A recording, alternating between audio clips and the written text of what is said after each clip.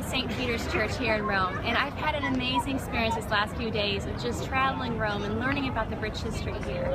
And as I stand before St. Peter's Church, I just think about his life. And we've been studying 1 Peter, we've been going through chapters 1 through 4, and this week we're starting in chapter 5. And I think about his life and how he was first called Simon, and how Jesus named him Peter, and that he is the rock, and he is the rock of the church. And I'm reminded of how God can take someone who is prideful, and sometimes arrogant, and sometimes maybe speaks out of turn, someone who denies him 3 times even though he's lived his life with him.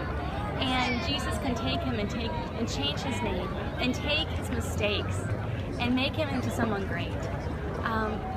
Here, one of the things we've learned here while we've been in Rome is there's all these little stones, and how the Romans took these stones, and their culture called little St. Peter's, and how they wanted their culture to be built up like St. Peter. And I just think that's such a powerful reminder. And this week, as we're digging into chapter 5, and we see Peter's example, and how God has taken a man, I'm getting so much fun. God has taken a man who was prideful and arrogant, and now we see Peter is so humble, and he's saying, lead by example, serve, don't just boss people around, but serve them out of your eagerness.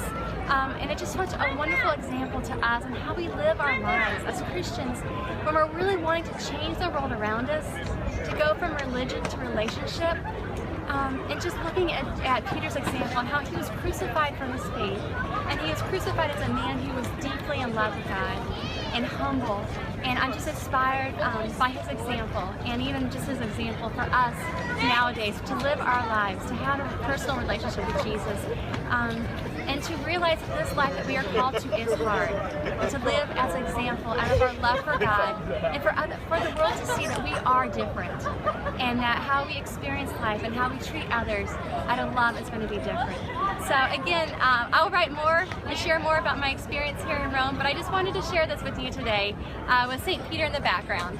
Thanks so much for joining us. Until next time, bye-bye.